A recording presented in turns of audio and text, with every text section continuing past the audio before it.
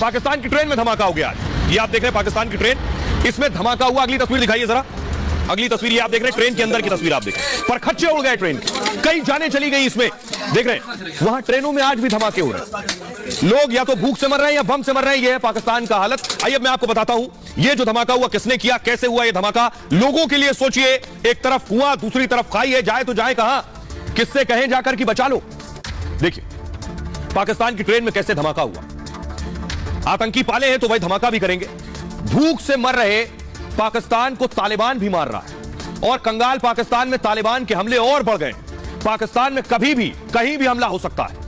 पाकिस्तान का कोई भी शहर, कोई इलाका इस वक्त सुरक्षित नहीं है। पाकिस्तान में फिर बड़ा आतंकी हमला हुआ है, वो भी ट्रेन में। इस बार पाकिस्तान में ट्रेन में यह धमाका हुआ, बम धमाका। यानी अब पाकिस्तान में ट्रेनें भी सुरक्षित नहीं है। मस्जिद में हो चुका है, 100 लोग मारे गए थे। पेशावर से क्वेटा जा रही थी यह ट्रेन और जाफर एक्सप्रेस है। आतंकी हमले में ट्रेन की बोगी के परखच्चे उड़ गए। ट्रेन धमाके में 3 की मौत हो गई, 9 लोग घायल बताए जा रहे हैं। पिछले महीने पेशावर में मस्जिद में धमाका हुआ था और उसमें तालिबान ने मस्जिद में आत्मघाती हमला किया था। उस वक्त तालिबान के हमले में 100 से ज्यादा जाने गई और सब पुलिस वाले, उनके परिवार के लोग। पिछले दिनों क्वेटा में स्टेडियम के बाहर धमाका हुआ था। इस स्टेडियम के अंदर पाकिस्तान के कप्तान उस वक्त मौजूद थे। मैच रोककर कप्तान को फौरन बाहर निकाला गया। पिछले 1 साल में 50% आतंकी हमले बढ़ गए।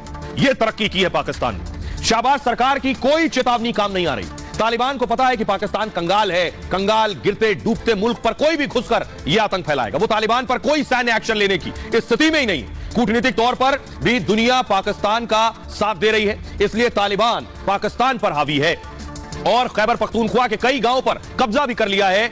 स्थिति अब आपको सुनवाता हूं। पाक के लोगों को सुनिए, वो भी बेबस है, उनकी भी जिंदगी खराब हो गई है। वो जाए तो जाए कहां, न पैसे बचे हैं, दूसरी तरफ तालिबान बंदूक और बम लेकर खड़ा है। लोगों को सुनिए। तालिबान रजीम है, तालिबान गवर्नमेंट है, ये basically kind of in the Pakistan interest में होती है, लेकिन इनका सडन शिफ्ट हुआ है विद द न्यू रिसेंट जो रजीम आया उसकी वजह से। उसका एक डिफरेंट मतलब द पावर पॉलिटिक्स और डायनामिक्स टोटली चेंज हो गए हैं। हमारी जो पॉलिसीज़ रही हैं पाकिस्तानी पॉलिसीज़ अनफॉर्चुनेटली 80s में और 90s में, वो बहुत ज़्यादा मतलब हम लोग इस तरह हम लोग दूसरों के घरों में घुसते रहे हैं। उसकी वजह से प्रॉब्लम्स अपने घर में ज़्यादा हो गई हैं अब हमारे। अब वो हमें इस्तेमाल करना चाह रहे हैं, लेकिन हम नंबर 1 होने के बावजूद आंखों पे पट्टी बांध के बैठे हुए हैं। और यार हम किस चीज़ के नंबर 1 है भाई? नंबर 1 है, नंबर 1, नंबर 1 किस चीज़ के नंबर 1 है? बाहर से कोई बंदा आता है वो आपको मार के चला जाता है। हम लोग नंबर 1 का राना लगा के बैठे हुए हैं। बचपन से लेकर हमें ये चीज़ बताई कि भाई हम नंबर 1 है, नंबर 1 किस चीज़ के नंबर 1 है भाई? अगर आप अपने मुल्क को सिक्योर नहीं कर सकते तो आप नंबर 1 किस चीज़ के हो? पाकिस्तान को चारों तरफ से घेरा जा रहा है। अच्छा। असल वजह तो यही है ना, वो नंबरदार बनना चाहता है, चारों तरफ से घेरा डालेगा। उसको इमदाद इसलिए दिया है कि वहाँ पे भी नंबरदारी आएगी उसकी, और पाकिस्तान को कंट्रोल करने की कोशिश है। और क्या है, अच्छे ताल्लुकात जा रहे थे खान के दौर में, सबको पता है। ये जो नई हुकूमत आई है, इंपोर्टेड हुकूमत जो आई है, उसके आने से ये हालात खराब हुए, सबको पता है। तो पाकिस्तान के हाल आपने देख लिया। खबरों में आगे बढ़ते हैं। आज की एक और बड़ी खबर है। पिछले लंबे वक्त से, कई हफ्तों से, महीनों से एक नाम जो सभी की जुबान पर है वो है बागेश्वर धाम। बागेश्वर धाम में एक महिला की मौत हो गई। हजारों लाखों लोग बाबा बागेश्वर के धाम पहुंचते हैं चमत्कार की उम्मीद में, सही होने की उम्मीद में, ठीक होने की उम्मीद में। और एक महिला गई थी चमत्कार की उम्मीद के साथ, चमत्कार नहीं हुआ, मौत हो गई महिला की। अगली तस्वीर दिखाई जरा, ये आप देख रहे हैं। ये शख्स पत्नी के साथ गया था कि पत्नी को बाबा बागेश्वर ठीक कर देंगे, धीरेन्द्र शास्त्री की कृपा होगी, चमत्कार होगा और पत्नी बच जाएगी। लेकिन पत्नी की मौत हो गई। पति का रो रो कर बुरा हाल है। 1 महीने से वहां रह रही थी, लेकिन चमत्कार नहीं हुआ। इसलिए बड़ी चीज है कि वहां अगर जाएं, दुआ प्रार्थना के लिए जाएं तो इलाज नहीं छोड़ें। इलाज छोड़ दिया था, पत्नी की मौत हो गई। अगली तस्वीर दिखाई, ये आप देख रहे हैं। ये बच्ची गई है वहां गई, इसके हाथ में अपने आप कट जाते हैं हाथ इसके। कई दिन से वहां है, लेकिन जख्म और घाव बढ़ते जा रहे हैं। बड़ी बात यह है कि जो भक्त वहां पहुंच रहे हैं इस विश्वास के साथ कि वो ठीक हो जाएंगे, उन्हें अपना इलाज नहीं छोड़ना है। जो इलाज छोड़ रहे हैं उनके नुकसान बढ़ रहा है। अगली तस्वीर दिखाई जरा, ये देख रहे हैं। दूर दूर से भक्त देख रहे हैं किस तरह से पहुंच रहे हैं। ये विश्वास है बाबा बागेश्वर में, उनके चमत्कार का इंतजार है। लेकिन बड़ी बात यही है कि दुआ के साथ साथ दवा भी जरूरी है। लोगों को सुनिए जरा।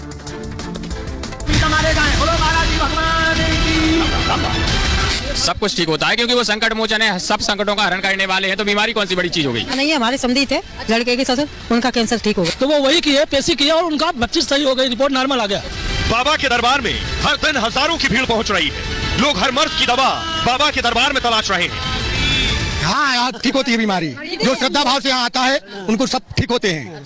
और क्या, बालाजी के पास सब ठीक होता है, गारंटी से आगे काम पूरा होता है। जो भी मन में बात कर लो वो भी काम पूरा होगा। इलाज कराकर या किसी समस्या से हारने के बाद बाबा के दरबार में अर्जी लगाने पहुंच रहे हैं। बाबा बागेश्वर पर लोगों का यकीन है कि उन्हें हर समस्या का समाधान जरूर मिलेगा। लेकिन बाबा खुद भी मरीजों से कहते हैं दुआ के साथ दवा भी चलती रहनी चाहिए। देखो, हम सबको निवेदन करें, दुआ और दवा दोनों की आवश्यकता है। जहां दवा काम करनी है वहां दवा करवाइए। जरूरी नहीं तुम बागेश्वर धाम से जुड़े पेट दर्द कर रहा अब हम मेडिसिन नहीं खाएंगे धाम ही ठीक कर देगा।